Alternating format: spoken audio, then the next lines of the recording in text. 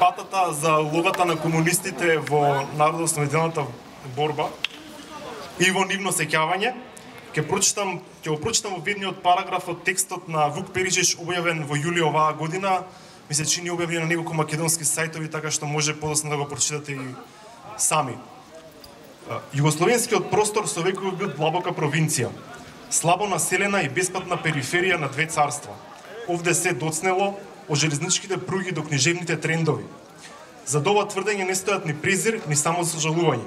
Едноставно, така е. Патем, тоа не било и не е непоправливо.